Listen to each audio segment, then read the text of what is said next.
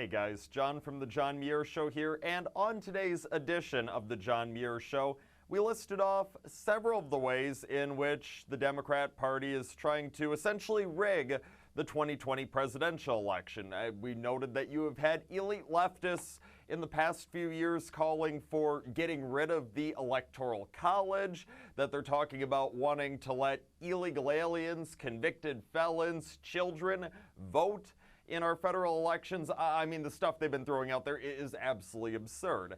I mean, there's a reason that we have these things in place. They are long-standing traditions, long-standing institutions that have been incredibly successful in the United States of America. These things have been working well for some time.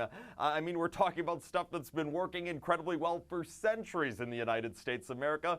So it seems that there is no legitimate reason to try and get rid of things like the Electoral College. It seems incredibly obvious that the only reason that so many folks on the left, especially in the elite left, do want to get rid of things like the Electoral College is because they want to get rid of anything that they believe might not end up going in their favor in 2020 and beyond. And it's so incredibly shameful that these Democrats are so selfish, they're so self-serving, they're so short-sighted in being so quick to write off things like the Electoral College that have worked so well for so long.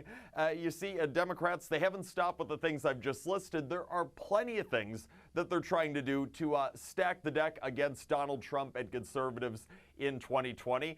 One of those things is happening out in the state of California. Just last week, you had the far-left Democrat governor in California, Gavin Newsom, signing into law a measure that would prohibit President Trump from appearing on 2020 ballots in California if President Trump does not first publicly release his tax return information. I mean, this is totally absurd. Keep in mind, there is no law in the United States of America that requires any candidate for presidential office or someone serving as the president of the United States to publicly disclose their private tax information. If those individuals, as law-abiding U.S. citizens, want their privacy, if they do not want to make that personal information available to the entire public, well, you know what? They don't have to. They are not required to, and it's so disgusting what they're doing out in California.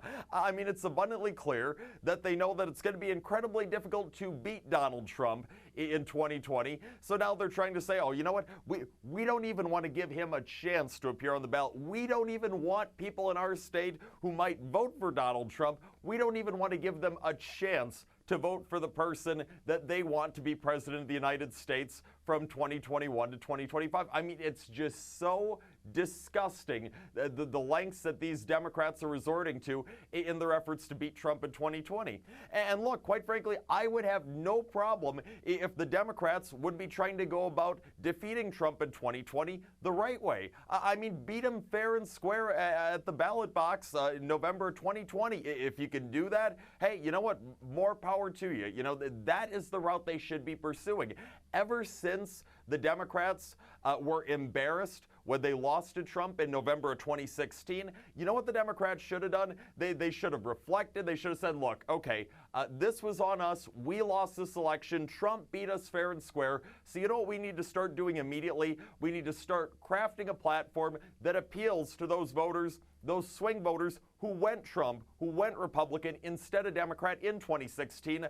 Come up with a policy-based platform where you propose meaningful solutions to the real problems facing the United States of America and its people, and take to the road and pitch that to the people and see if that is good enough to beat Trump in 2020. That's what the Democrats should have done, but of course that's not what the Democrats have done. Instead, Democrats have spent the past near 3 years trying to undo, trying to delegitimize the free and fair election victory that Donald Trump earned back in 2016. They haven't been even pretending to trying to find meaningful solutions to the real problems here in the United States of America. And as a result, they know that it's going to be a pretty tough task to try and beat Trump in 2020 since they don't have an actual message that appeals to average Americans that they can run on in 2020. So instead, they're trying to stack the deck. They're trying to eliminate the Electoral College. They're trying to let felons and illegal aliens vote. They're trying to keep Trump off the ballot, for goodness sake, and not even give people, American citizens, an opportunity to vote for the person they might want to vote for. It is all so disgusting, and we cannot allow Democrats to do this stuff. We cannot allow them to try and make up for their lack of an appealing platform by destroying all these mechanisms and institutions and policies that have worked for the longest time in the United States of America. I know that the Democrats out there, they're looking for this free pass because they have been failing the United States of America in recent years, but that's a free pass, Democrats, that you are not going to get. And that's all the time that we have for today, but tune into the John Muir Show each and every weekday, 8:40 a.m. on WTAQ, 9 a.m. WSAU and WHBL. Till next time, I'm out.